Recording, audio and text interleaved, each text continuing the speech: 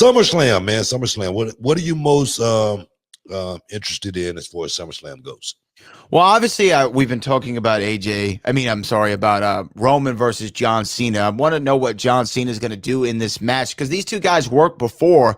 You were actually on the call, I believe, for their first encounter at No Mercy in the Staples Center a few years ago in Los Angeles, California. That was the first time that they went one-on-one. Roman Reigns got the better of John Cena that night. My question to you is, would SummerSlam against John Cena at a packed out stadium in Las Vegas, Nevada, be the place where the head of the table finally catches an L and John Cena wins title number 17? Or if you were booking it, does John Cena come in just to, do the job, but have an incredible match with the new top guy in the company? Man, it's hard for me to book this match right now, man, just because of everything that's going on outside of, WWE. It really is. I don't know if, for me, just say for instance, I know I got John Cena. I talk about it all the time. If I got a guy like John Cena, I'm gonna use him as long as I can. I got to try to get as much as I can out of a guy like John Cena, just because I know he's not going to be around forever. All right, so how many dates we got? I'm just talking right now, I'm talking to my staff. How many dates do we got John Cena locked in for? If they say 20 dates, my brain will start working. You know what I mean? But if John Cena just coming in for a one-off, and I know he's got a lot of stuff. This guy got a lot of responsibilities in Hollywood. He just can't be running around, taking bumps. Okay, I understand that, but he loves the business. So otherwise, he wouldn't be back. That's just a fact. So if I know I got John Cena for a limited amount of time, and I might be losing him, and I got to try to shake things up, I might roll the dice and do something crazy. I'm just gonna leave it at that. Okay. I can see it happening. I think Roman's the odds-on favorite, but I can see it happening. Yeah.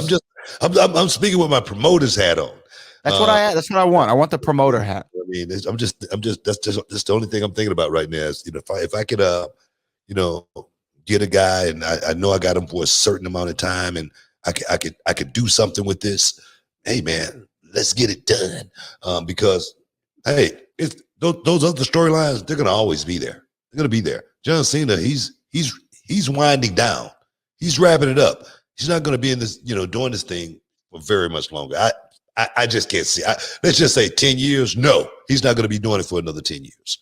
All right. So we got to think about, if we got him, let's get him and get it good. The rhymes are right. You wish you would. Something like that. You know what I mean? Well, what about you? Let me ask you, what are you most looking forward to at SummerSlam? Man, I'm really I'm thinking about Bobby. I don't know why, but Bobby's been a guy that's been on a hell of a run. Goldberg's back.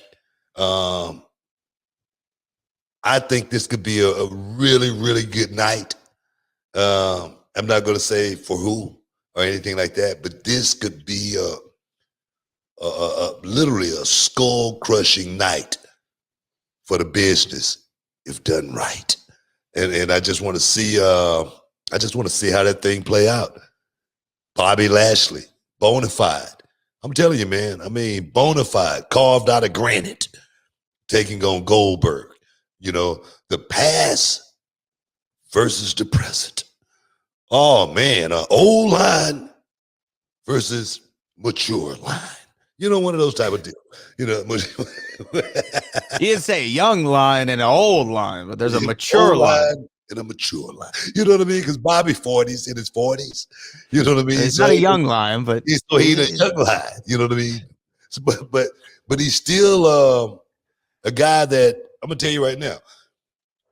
Bobby's still a guy that you ain't finna walk up on and try to test him at all. You ain't gonna walk up off the street or get up off the sofa and say, man, I'll whoop him right now. That ain't the guy you're gonna want to try. Okay, that's not the guy. And I don't, and that's why I say mature line, because he's a guy that's been in the business. He's seen it. He's went around the world. He's learned his craft.